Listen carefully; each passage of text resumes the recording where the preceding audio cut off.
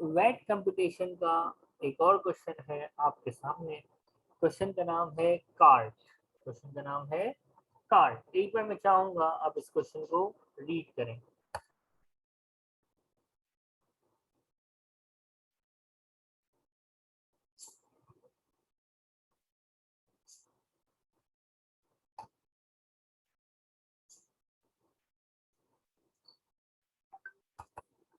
जी, question को read कीजिए।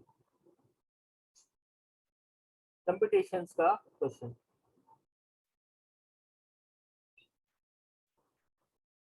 Required है। Calculate the amount of VAT payable by card.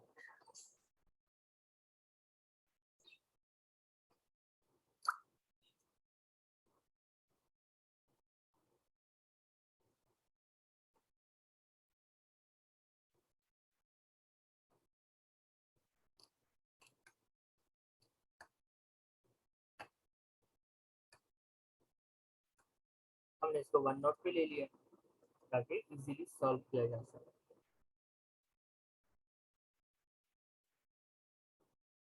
Question read आपने किया।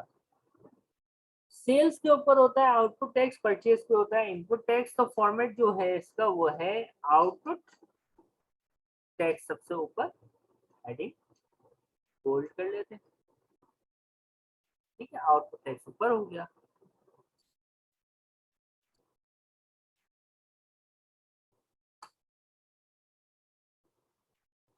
और इसके बाद इनपुट टैक्स। परचेजेस और एक्सपेंसेस पे होता है इनपुट टैक्स, सेल पे होता है आउटपुट टैक्स। सबसे पहले पढ़ते हैं। The following information relates the company's VAT return for the quarter ended। हमें पता है कि वैट जो है वो क्वार्टरली ही कैलकुलेट होता है। सेल्स है 2,40,000 की। स्टैंडर्ड रेटेड सेल्स, सेल्स 2,40,000 की, बड़ी अच्छी अमाउंट पाउंड्स में है। 20% स्टैंडर्ड रेट है। अब नीचे क्या लिखा है, सबसे लास्ट लाइन, रिक्वायरमेंट से एक लाइन ऊपर, अनलेस स्टेटेड अदरवाइज मिला। बोल्ड में जो रिक्वायरमेंट है उसके ऊपर लिखा है unless stated otherwise all the above figures are net of VAT. Net का है, एक्सक्लूसिव ऑफ वैट। एक्सक्लूसिव मतलब नेट, नेट मतलब 100%। जहां बताएगा वो ठीक, जहां नहीं बताया वहां पे जो भी फिगर है वो वैट एक्सक्लूसिव यानी नेट है। तो सेल्स 2,40,000 की बता के छोड़ दिया, तो हम अज्यूम करेंगे कि इट्स अ नेट अमाउंट। क्या आंसर आएगा? 240 का 20% डायरेक्ट लेंगे। आउटपुट टैक्स आ गया 48,000, आधा मार्क्स मिल गया। नेक्स्ट क्या है? In addition to the above, card issue a sales invoice of 25,000 on 1st December. The customer was offered a 5% discount on the invoice. He paid in 14 days. Customer paid in 14 days. आप खड़े हो 31 दिसंबर पे, तो आपको discount की information है कि नहीं है? बिल्कुल है। तो मैं डिस्काउंटेड सेल्स लूंगा। कितने की सेल की थी इसको मैंने? 25,000 की। इसने डिस्काउंट, मैं जब जिस डेट को वर्किंग कर रहा हूँ वहां मुझे पता है कि ही टुक द डिस्काउंट। कस्टमर ने डिस्काउंट अवेल किया 5%, तो 95% वैल्यू बची होगी। अदरवाइज स्टेटेड, मैं यही कह रहा हूँ कि बताया नहीं है नेट है कि ग्रॉस है, तो नीचे लिखा हुआ था कि अज्यूम करना ये नेट है। मेरे पास आंसर आ जाएगा 4750। आपको अराउंड 1.5 मार्क या 1 मार्क्स मिल चुके हैं। आसान वर्किंग चल रही है। इनपुट में थोड़ी सी कंफ्यूजन होगी। पहला है standard rated purchase 71280। Standard rate purchase 71280, जिसमें 960 यूके कस्टमर की इंटरटेनमेंट भी है। एक बात नोट कीजिएगा, entertainment to UK customers not allowed है। इनपुट टैक्स उस पर क्लेम नहीं कर सकते। कस्टमर को इंटरटेनमेंट कराओगे विद इन यूके तो उस पे इनपुट टैक्स क्लेम नहीं कर सकते। तो मैं कैसे करूं? मैंने परचेजेस की हैं और एक्सपेंसेस की हैं, परचेजेस एंड एक्सपेंसेस। टोटल है टोटल है 71280, जिसमें 960 इंटरटेनमेंट है। और मैंने कहा यूके के कस्टमर्स और सप्लायर्स की इंटरटेनमेंट अलाउ नहीं है, तो उसको एक्सक्लूड करेंगे। Input tax entertainment to customer या सप्लायर पे क्लेम नहीं कर सकते। हाँ, स्टाफ है तो एक अलग बात है, वो उस पर आप इनपुट टैक्स क्लेम कर सकते हैं। फिगर नेट है कि ग्रॉस है नहीं बताया, तो फिर रूल के हिसाब से जो लास्ट लाइन लिखी हुई थी कि इसको हम अज्यूम करेंगे कि ये नेट है। 14064 ये आ रहा है। फिर इनपुट तो लेस हो रहा होता है ना, आउटपुट में से इनपुट क्या हो रहा होता है? लेस हो रहा होता है।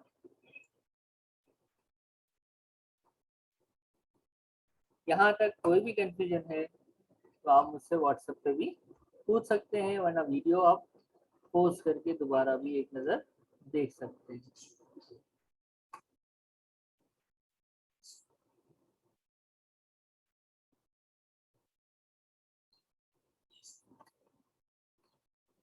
इसको थोड़ा सा फॉर्मेटिंग हम सेट कर देते हैं।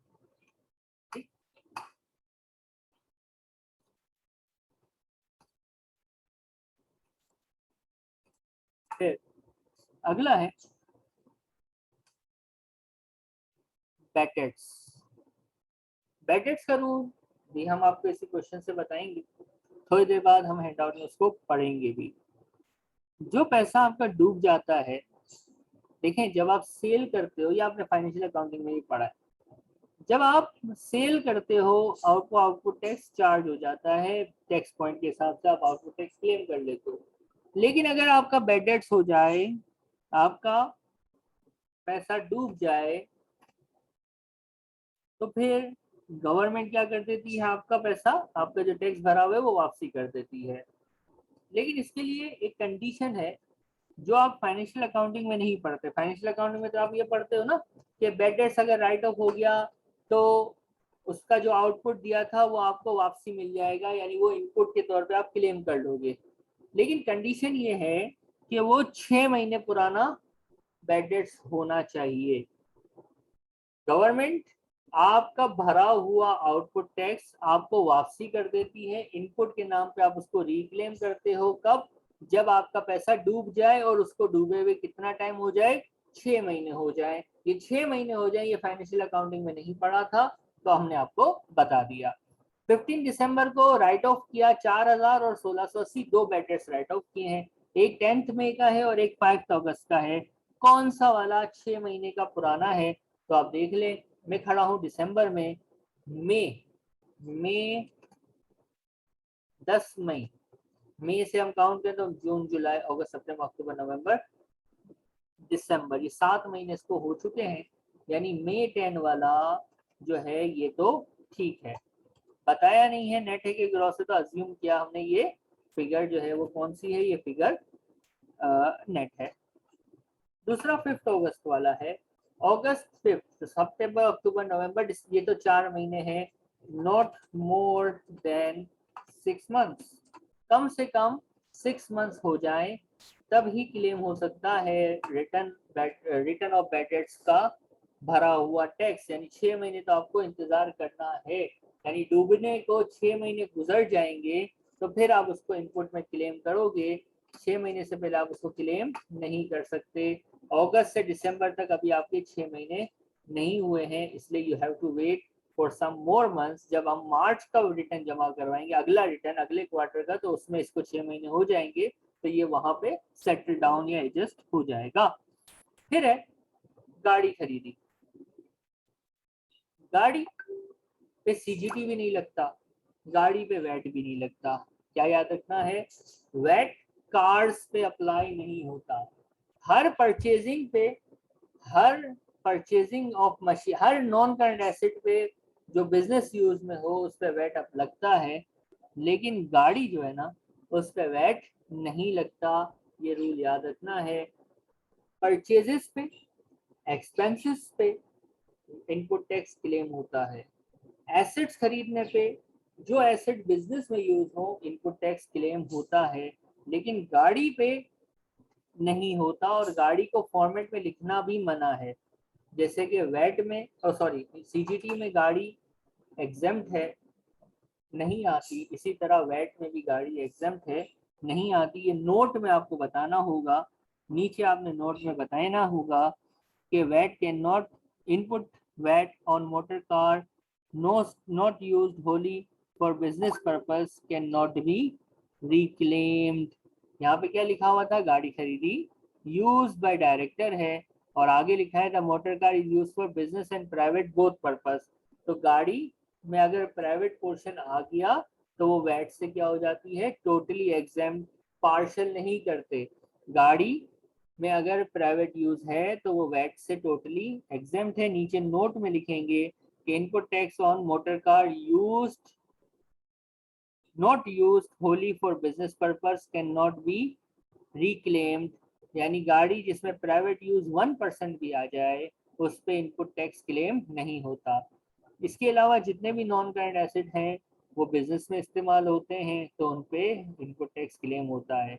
एक एक्सेप्शनल केस, एक गाड़ी है जो 100 पर पूल कार है। अब पूल कार की डेफिनेशन आपको याद हो कि 100% बिजनेस यूज की गाड़ी है, किसी भी एम्प्लॉय का प्राइवेट यूज नहीं है, तो पूल कार पे इनपुट टैक्स क्लेम किया जा सकता है। ऐसी गाड़ी जिसमें एम्प्लॉयज का प्राइवेट यूज 0% हो, उस पे जो है वो इनपुट टैक्स क्लेम किया जा सकता है। लेकिन प्रैक्टिकली स्पीकिंग ऐसी गाड़ी नहीं हो सकती। अगर पूल गाड़ी भी है तो एम्प्लॉय कोई ना कोई उसमें अपना काम निपटा ही लेते हैं। लेकिन अगर पेपर में ऐसा कह दे कि 100% business use on a car, तो फिर उसको जिस तरह मैं मशीनरी सॉल्व कर रहा हूँ उस पर भी इनपुट टैक्स क्लेम करेंगे। इस गाड़ी पे नहीं क्लेम करेंगे, क्यों? क्योंकि इसमें थोड़ा सा प्राइवेट यूज शामिल है।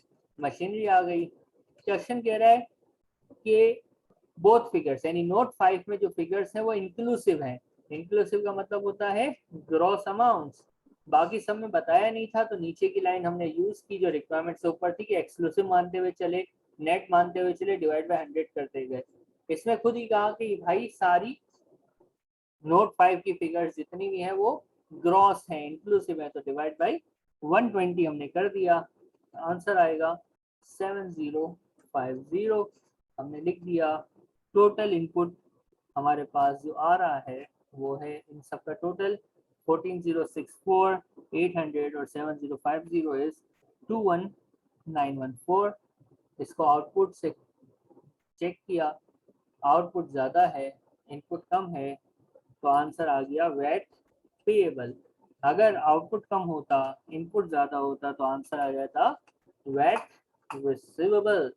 तो इसके साथ हमारा एक कंपटीशन का पोर्शन, वैट का कंपटीशन का पार्ट कंप्लीट हो जाता है। इसमें हमने दो बातें सीखी हैं, एक इंटरटेनमेंट का रूल, तीन बातें सॉरी, एक इंटरटेनमेंट वाला रूल, कस्टमर सप्लाई की इंटरटेनमेंट अलाउ नहीं होती इनपुट टैक्स में। मोटर कार का रूल कि मोटर कार में अगर 100% बिजनेस यूज है तो इनपुट क्लेम होगा, जरा सा भी प्राइवेट यूज आ जाए तो इनपुट क्लेम मोटर कार पे नहीं होगा। मशीनरी परचेजेज एक्सपेंसेस में इनपुट टैक्स क्लेम होता है। बैड डेट्स का रूल, डूबे हुए को 6 महीने या इससे ज्यादा हो गए, 6 महीने कम अज कम गुजर गए तो वो इनपुट में क्लेम हो जाएगा, यानी आप रिफंड क्लेम कर रहे हो। 6 महीने से कम है तो यू हैव टू वेट जब तक 6 महीने पूरे ना हो जाए। हैंड आउट में आपके पास नेक्स्ट क्वेश्चन है, हम आपके साथ वन नोट पे शेयर कर रहे हैं। हैंड आउट में भी ये क्वेश्चन मौजूद है। इसमें भी हमें वेट पेबल कैलकुलेट करना है। हेयर बाय लिमिटेड, अब देखिए इंडिविजुअल हो कि कंपनी, कंपटीशन सेम है। इससे पिछला क्वेश्चन जो था वो कार्ड लिमिट, वो भी कंपनी का ही था, ये भी कंपनी का ही है। कंपनी हो कि इंडिविजुअल, वेट सेम होता है। वेट में अभी तक कोई डिफरेंस नहीं आया। एक डिफरेंस आएगा जो बहुत बाद का है, थोड़ा आखिरी आखिरी का है, तो अभी हम उसको नहीं देखेंगे, वो ग्रुप ऑफ कंपनीज की वजह से होता है। अब कैलकुलेट करना है वेट पेबल, तो आउटपुट टैक्स की हेडिंग, इनपुट टैक्स की हेडिंग, क्वेश्चन एक बार रीड कीजिए।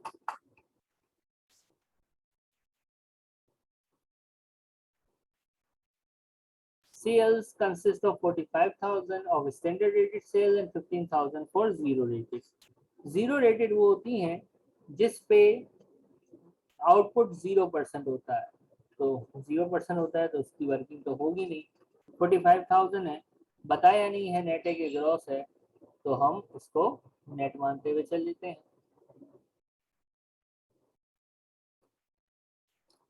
स्टैंडर्ड रेटेड लिखा हुआ भी है। जरा टेबल को फॉर्मेटिंग से कर लेते हैं। ये हो गई फॉर्मेटिंग।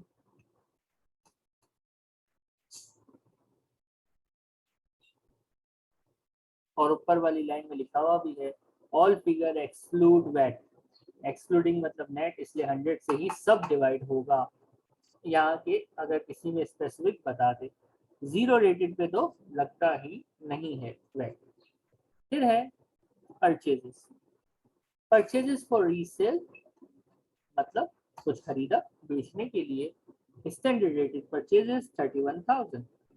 परचेजेस लिखा हुआ है ऊपर के सारी आइटम जो है वो वैट एक्सक्लूडिंग है यानी नेट है, तो मल्टीप्लाई 20 डिवाइड बाई 100, एक आंसर आ जाएगा इनपुट टैक्स। फिर standard rated expenses including entertainment to UK customer।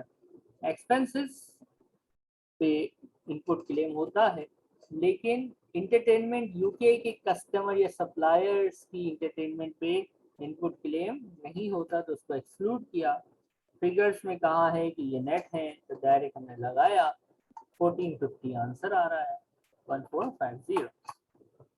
फिर है गिफ्ट। गिफ्ट को छोड़ें, गिफ्ट को आखिरी में करते हैं। नोट 5 पढ़ें। फोटोकॉपियर खरीदा, एक एसेट खरीदा। फोटोकॉपियर नॉर्मल बताया नहीं है तो बिजनेस एसेट है। बिजनेस एसेट खरीदते हैं तो इनपुट हम क्लेम करते हैं।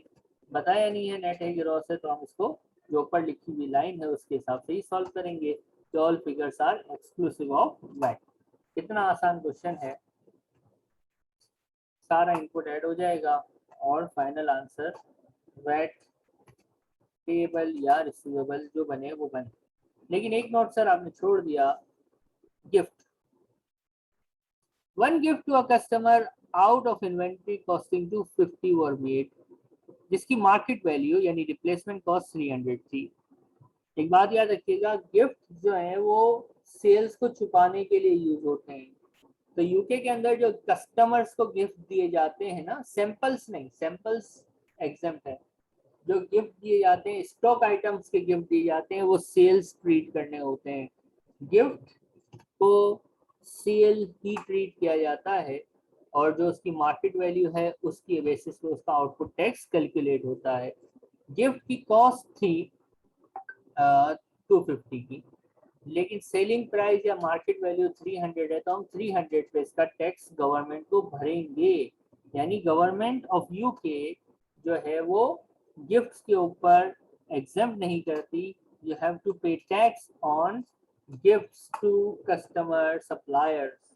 स्टाफ एग्जेम्प्ट है, एक अलग बात है। सैम्पलिंग एक अलग चीज़ है, वो भी एग्जेम्प्ट है। लेकिन अगर गिफ्ट देते हो तो उसको आपने सेलिंग प्राइस के ऊपर जो है वो आउटपुट टैक्स उस पर चार्ज करना है। यहाँ पे डायरेक्ट रिप्लेसमेंट कॉस्ट दी हुई थी। पेपर में ऐसा हो सकता है कि वो कहे 250 कॉस्ट है और मार्जिन या मार्कअप कितना % हमारा है, तो मार्जिन मार्कअप की बेस पर उसकी सेलिंग प्राइस निकाल के उस सेलिंग प्राइस के ऊपर जो है वो वैट कैलकुलेट करेंगे। तो ये हमारा वैट का कंप्यूटेशन का पार्ट कंप्लीट हो जाता